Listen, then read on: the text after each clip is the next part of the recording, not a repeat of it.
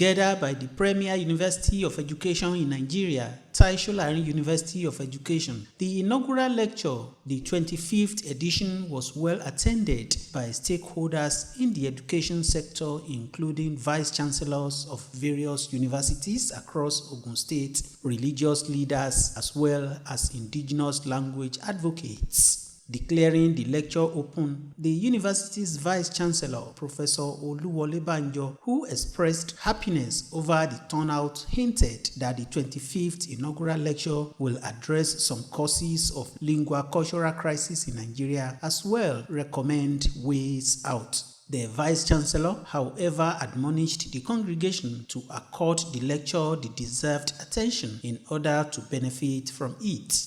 Now the lecture, titled English, Indigenous Nigerian Languages and Lingua-Cultural Identity Crisis in Nigeria, Remediating the Disconnection. The inaugural lecturer, who is also the first professor of English Language and Social Linguistics in the institution, Professor Beatrice Chinyere Egwogu, after appreciating the guests, wasted no time in dissecting the topic. Professor Egwogu is also a home builder married to Chief Sir Austin Egwogu over 3 decades ago. The marriage is blessed with amiable children. Professor is multi-talented and likes reading, gardening, cooking, and composing songs, among others. To deliver the 25th inaugural lecture of the Tasued University of Education, Ijebu-Ode, I present to you the Senate Business Committee and many other committees, some of which she chaired. Great Tasued, Mr. Vice Chancellor, sir, permit me to start this lecture with these quotes. When you genuinely desire something, the whole universe conspires to help you to achieve it. All things work together for good for them that love the Lord and are called according to his purpose. Today is a great day in the life of once a fragile, introverted girl with a very humble beginning. As Derek Walcott, the author of Dream on Monkey Mountain, said, I was fathered by my mother. My father only fathered the idea of me. Being widowed early in life, my mother bore the burden of my godly upbringing as God made the way for me as a child of destiny and a product of grace. Therefore, it is impossible for me to deliver this lecture without acknowledging the Almighty God, my all in all. May all glory, honor, and adoration be his in the name of Jesus. My lecture is titled English, Indigenous Nigerian Languages and Lingua-Cultural Identity Crisis in Nigeria, Remediating the Disconnection. This lecture aims to enlighten the audience on the competition between English and indigenous Nigerian languages, the hegemony of English over indigenous languages, the neglect and negative attitude of Nigerians towards their languages, the disconnect and crisis of the lingua-cultural identity among the younger generation, and the need for remediation. The lecture therefore tends to fulfill 3 purposes: to demystify the colossal and prestigious concept of English in Nigeria and expose the endangerment of indigenous languages and the need for remediation. And again, to remediate the lingua-cultural identity of the new generation of Nigerians. Number 2, to survey my area of specialization and showcase my works and their relevance to the coexistence and development of English and indigenous languages for the benefit of human culture, identity, and indigenous knowledge in Nigeria and across the world. And number 3, to fulfill the usual university tradition, the concept of language. A precise definition of language is challenging as perceptions, conceptions, and uses vary across professions and interactional engagements. Teachers see it as a pedagogical tool, lawyers a means to argue cases, doctors an instrument for correct diagnosis, and politicians a tool for exertion of power and influence. Language as a uniquely human method of communicating ideas, emotions, and desires by means of voluntarily produced sounds. Block and Traeger, 1942, view it as a system of arbitrary vocal symbols by means of which a social group cooperates. Hall, 1968, and Lehman, 1976, emphasized its orality. And Henry Sweet sees it as the expression of ideas by means of speech sounds combined into words. These definitions highlight the arbitrary vocal nature of language, largely overlooking its written component. Mr. Vice Chancellor, language is a medium for both spoken and written communication. Therefore, Gibbs in 1980 broadly defines it as a system of conventional signals for community-wide communication, covering significant sound symbols, word inflections, arrangement of words, and meaning associations. This definition underscores the comprehensive nature of language. Language transcends arbitrary vocal symbols, functioning as a conventional tool for interaction across various levels of human engagement. Ebog 2009 views it as fundamental for sociopolitical interaction, reflecting the individual and collective identities within a sociocultural framework. Nature and functions of language. Language is a natural phenomenon and human species specific. Distinct from artificial language in depth and fluidity, it comprises sounds, letters, morphemes, phrases, clauses, and sentences organized hierarchically in such a way that each lower unit combines to form the next higher unit above it. Dynamic and rule-governed, its use is shaped by sociolinguistic context, cultural background, and situational acceptability. Chomsky 1973 highlights its capacity to reflect human thought, including the evocation of things unseen and impossible, depicting the unlimited capacity of the human mind. Language can be acquired naturally through socialization or structured educational process. Whereas mother tongue or first language is acquired naturally, second language is learned formally in school. But nowadays, the new generation of Nigerians acquire English, a second language, as first language at home. Functions of language. Brown and Yu 2008 identified two broad functions of language: transactional for expression of ideas and interactional for social relationships. These include, among others, the function of communication, knowledge preservation, socialization, fatigue communion, to unclog the wheels of social relationships, and evocation of supernatural and magical powers to curse or bless. And that is why we say there is power in the word. Leach, 1974, summarizes the functions of language into four. 1. Informational for message exchange. Aesthetic for decoration and beautification of arts and literature. Expressive for sharing thoughts and emotions. And directive for issuing commands. Mr. Vice Chancellor, sir, language signifies identity and group affiliation. It is a currency for buying from both micro and macro markets, as its functionality and relevance are shaped by its application within specific cultural and environmental contexts. Ewok 2020. Relationship between language and society. A society refers to a group of people that share the same language and other sociocultural features. Language and society are closely interwoven. The intrinsic link between language and social structure is demonstrated by societies unified by common languages and sociocultural attributes. Language not only documents and conveys societal experiences, but also supports the social hierarchy, enabling both vertical and horizontal communication while reflecting and shaping social dynamics. Ewok 2014. Language plays a vital role in the construction and reconstruction of identity at the individual and group levels, enabling negotiation of a sense of self within and across a range of sites to gain or lose access to powerful social networks that give opportunity for social success. Gaining access can be possible if one can communicate effectively in the language of the cultural environment. Ewok 2017C.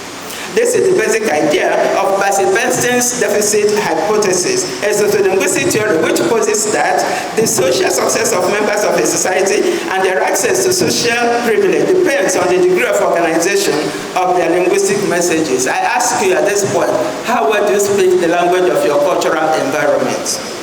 Speakers of a language enjoy advantageous connections, for language is indeed a linguistic capital for purchasing beneficial relationships. Ewok 2017b. Indigenous languages play vital roles in defining ethnic affiliation. The process of socialization may produce a plurality of individual identities, but ethnic identity is the most deeply rooted.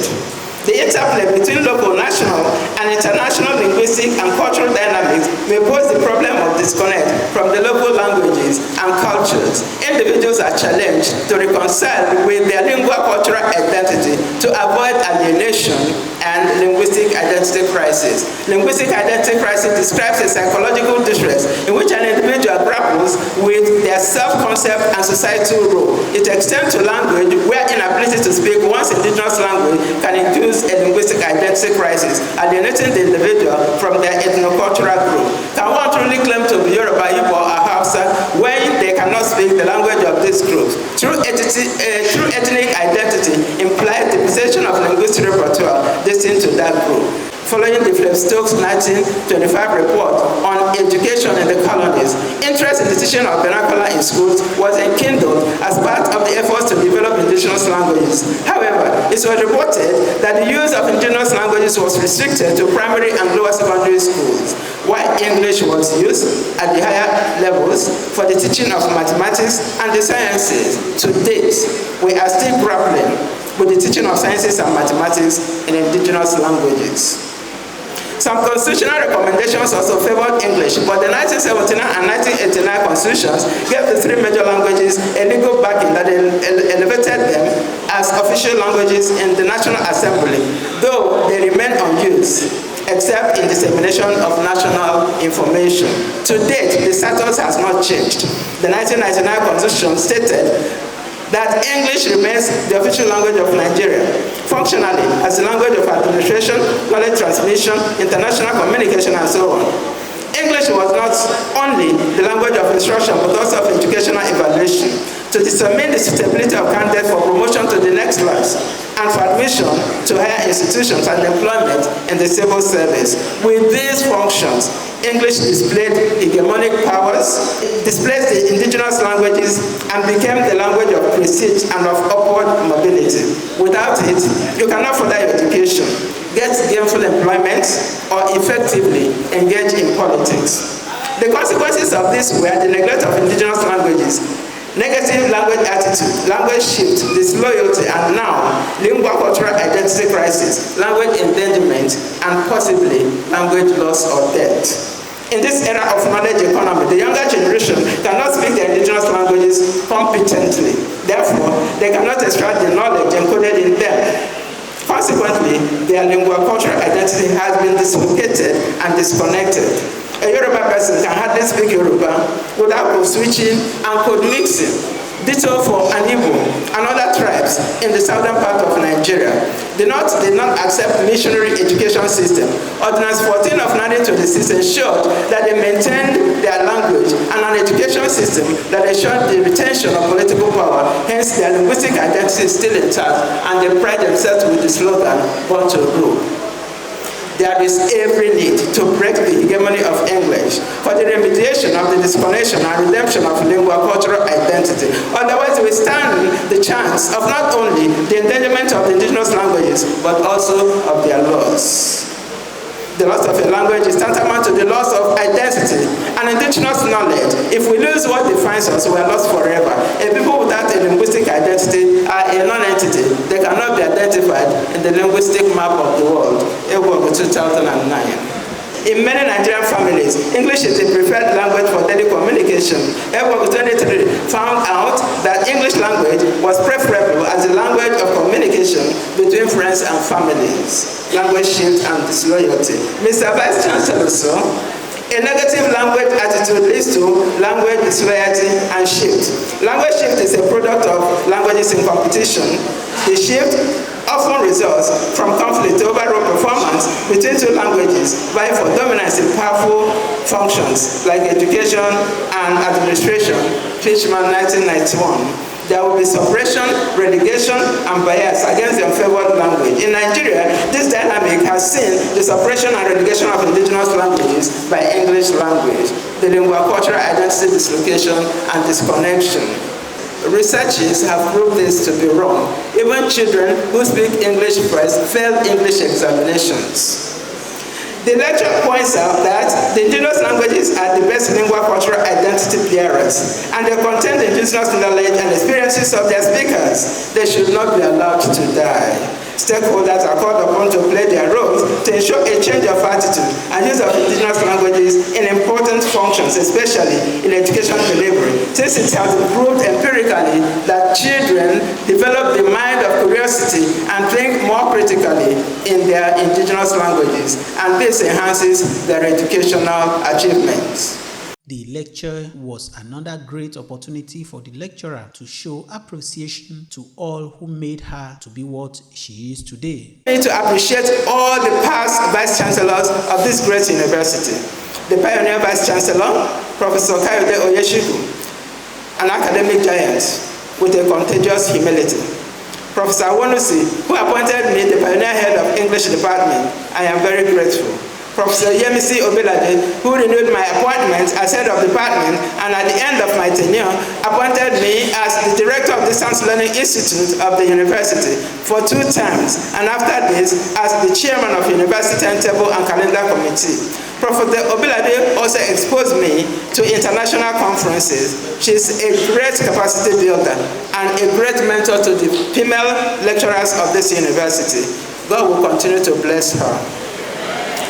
I deeply appreciate the immediate past Vice Chancellor, Professor A.A. Ariwabu. I don't know if he's around. Now Commissioner for Education in Ogun State. He is a detribalized visionary leader who, with Professor Obelade, ensured that my promotion to the position of an associate professor was not unduly delayed. May God continue to bless you, sir.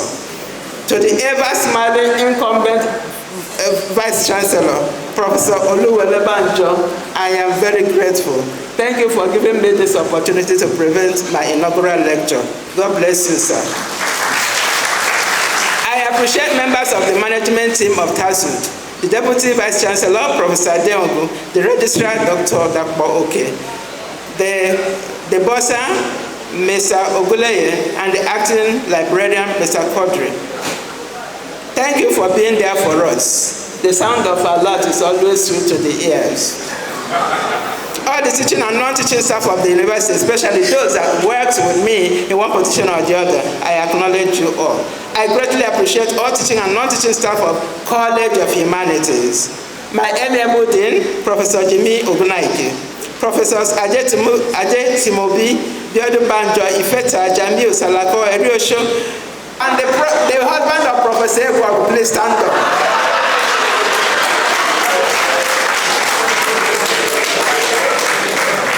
Mr. Vice Chancellor, sir.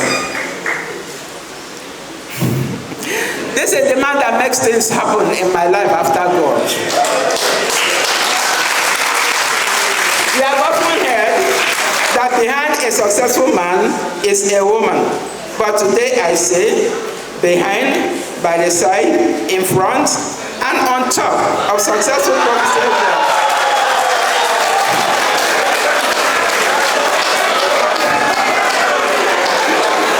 It's one man that stands tall and towers above every other man in my life. After the lecturer had delivered the lecture and dusted her papers, the chief host, who is also the Vice Chancellor of the university, Professor Oluwole Banjo, had the floor to review the lecture. What we can deduce from the lecture is that we shouldn't allow all those local languages to go into extinction. I think some researchers are, doing a wonderful job on that. That is how we can teach some of our courses or subjects in the local languages. But sometimes I wonder how we can teach chemistry, with Yoruba language. Because, yes, in chemistry there's something we call Archimedes principle. I don't know how we can pronounce that either in Hebrew or in Yoruba language.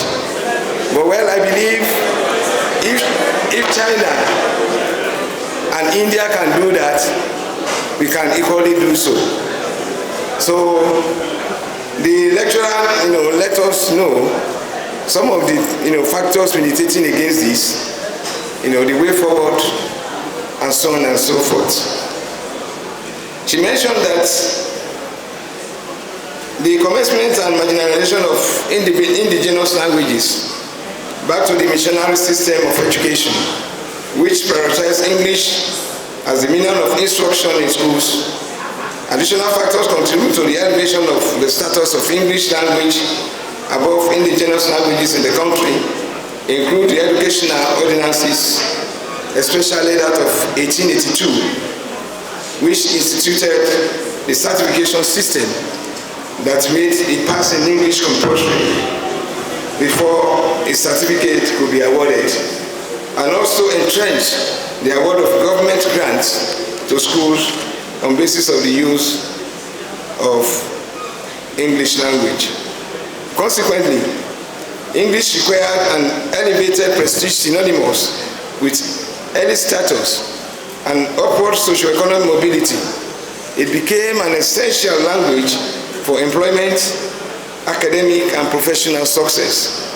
This inevitably led to a favorable attitude towards it and a dismissive view towards the indigenous languages, which are perceived as only suitable for informal communication. Shortly after the review of the lecture and exchange of pleasantries, the guests thereafter moved out to continue the second part of the event, where some guests, including the husband of the lecturer, Chief Sir Austin Egwogu, shared their experiences and take-home from the lecture. We should not allow our indigenous languages to die, because if you don't have language, you don't have identity. If you're a Yoruba man, when you speak Yoruba, they will know that this is a Yoruba man. So, but what you see these days, a Yoruba man speaking English, we don't even know how to speak. Even the Yoruba, we cannot speak well, in the pretense that we are speaking English. So, it's better we have our own language. In fact, if the children are brought up in their own indigenous languages, they will do better in those courses, in those subjects, more than the language, better than the language they don't know. We learned a lot. We learned how we should protect our culture through the preservation of our own indigenous languages. So it is one that needs to be heard. It is something that no matter who hears it, they can pick one or two things from it, and then it will be useful for them. No matter what position you are in life, no matter your discipline, your field. On no account should our indigenous language, go into extinction. We must do everything humanly possible. You get it? Speak it in the house. Speak it everywhere to our children. Not to be afraid to speak it, not to be shy in speaking the language. As he pointed out. As Nigerians, we must cherish our local indigenous languages and also ensure that they continue to be relevant as a means of communication in all spheres of education, particularly in our country. Our indigenous languages are being endangered, that our younger generation are not speaking their indigenous languages. Because of that, their identity, linguistic identity and cultural identity is at stake. So there is every need to reverse the situation. That is the theme of the lecture. The celebrant, who could not hide her joy for the success of the day, joined the performing cultural troopers who were on ground to add glamour to the event.